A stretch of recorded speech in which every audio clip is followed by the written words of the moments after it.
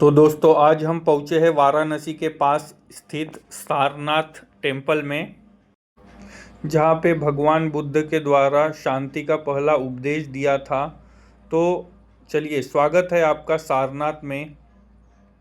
तो चलो आगे हम इसकी और भी खासियत आपको दिखाते हैं, जहाँ पे आपको देखने को मिलेगा शांति, इतिहास और आस्था का संगम।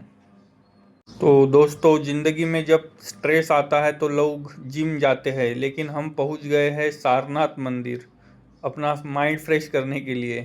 तो चलिए आगे हमारे गाइड आपको बताएंगे। हमने यहाँ से एक गाइड बुक किए थे। तो यह वही जगह है जहाँ से धर्म चक्र की शुरुआत हुई थी और हमारी व्लॉग बनाने की जर्नी करीब 2500 साल पहले यहीं पर गौतम बुद्ध ने अपने पहले और सर्वप्रथम 5 शिष्यों को ज्ञान दिया था। आज हम वहीं पे खड़े हैं। बनारस से 10 से 12 किलोमीटर की दूरी पे पड़ता है और सारनाथ बनारस डिस्ट्रिक्ट के अंतर्गत पड़ता है। बस क्या है कि ये वहाँ से 12 किलोमीटर दूरी पे और ये गाँव है। और सारनाथ बौद्ध धर्म का तीर्थ स्थलीय स्थान माना जाता है। जैसे हम लोग के लिए तीर्थ स्थलीय स्थान है बनारस, लोग आते गंगा स्नान पूजा पाठ करते हैं। ऐसे बौद्धिस्ट लोग यहाँ पे आते हैं, इस प्लेस पे अपना पूजा पाठ करते हैं। और ये जानते होंगे आप लोग कि बौद्ध धर्म में 4 तीर्थ स्थलीय स्थान होते हैं। पहला है लुम्बिनी नेपाल, जहाँ भगवान बुद्ध का जन्म हुआ था। दूसरा है बोध गया बिहार, जहाँ भगवान बुद्ध को ज्ञान की प्राप्ति हुई थी। तीसरा है सारनाथ, जहाँ पे भगवान बुद्ध ने फर्स्ट बार उपदेश दिया और बहुत धर्म का प्रचार प्रसार हुआ। आज जहाँ पे आज लोग आए। और चौथा है कुशीनगर, जहाँ भगवान बुद्ध का महापरिनिर्वाण यानी डेथ।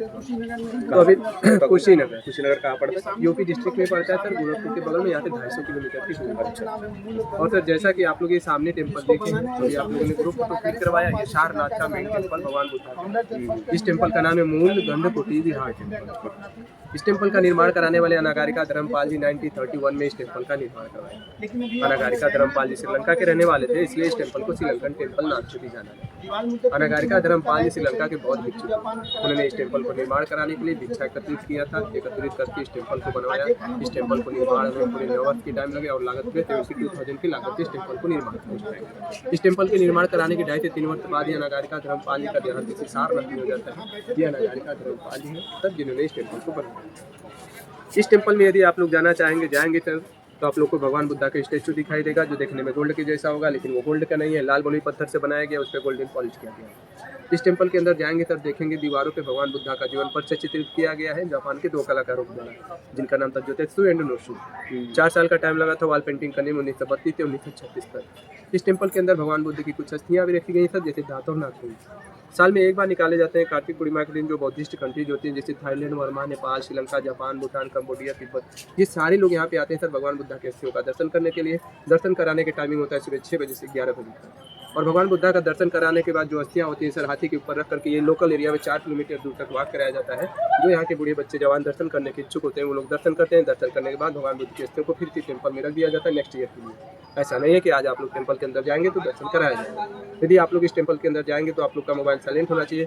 अपने मोबाइल से आप लोग कोई फोटोज या वीडियो शूट करते हैं सर टेम्पल के अंदर, तो 20 रुपये डोनेशन करने होते हैं। यदि फोटोज या वीडियोज नहीं बनाएंगे तो 1 रुपये भी डोनेशन नहीं करने हैं। ये टेम्पल देखने के बाद हम लोग चलेंगे नेक्स्ट टेम्पल देखने, बोधिसत्व कैंपस। ठीक है, आइए चलते हैं। पहले अपने प्रचार प्रसार के लिए कई सारे स्तूपों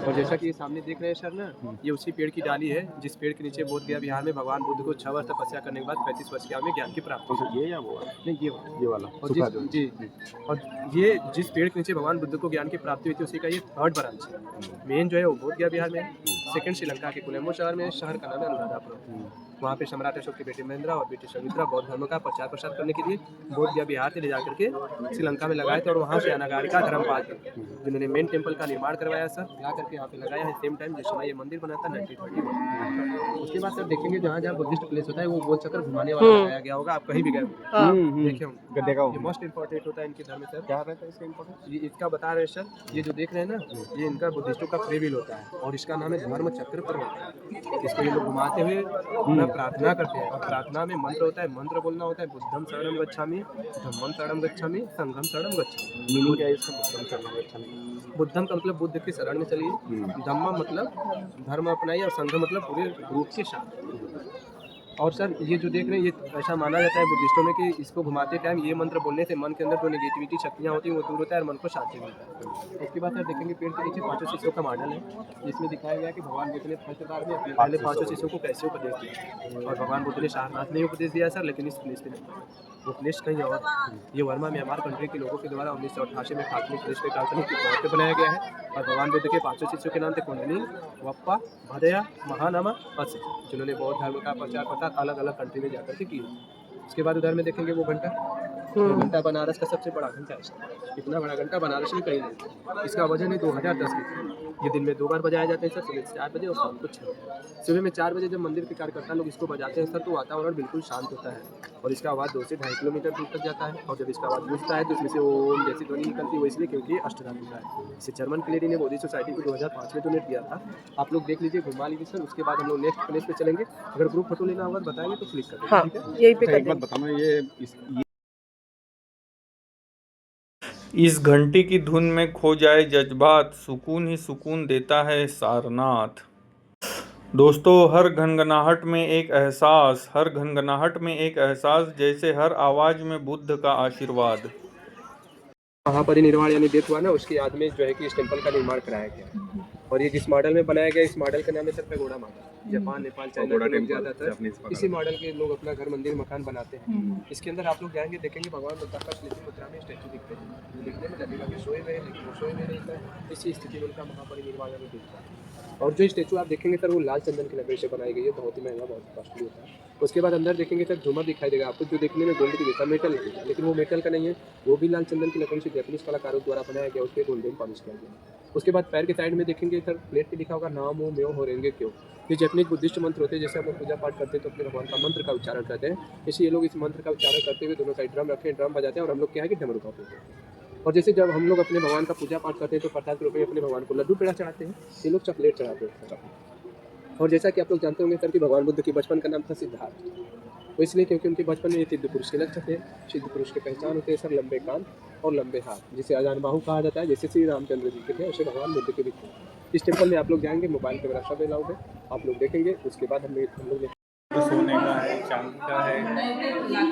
सोन्याची परत दिली तर मेटल सारखं वाटते म्हणजे पण आहे लाकडाचं। हा लाल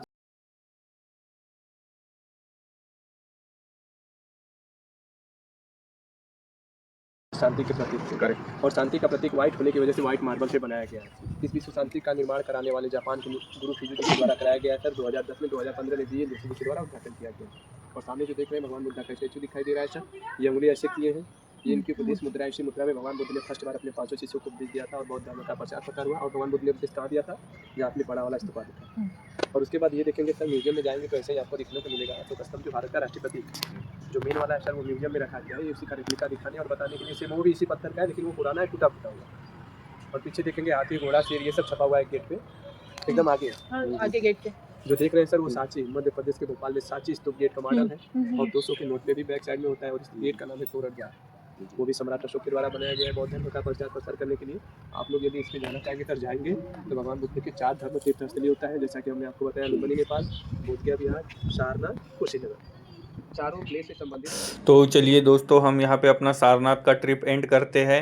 तब तक के लिए स्वस्थ रहे, मस्त रहे और ट्रैवल करते रहे। धन्यवाद।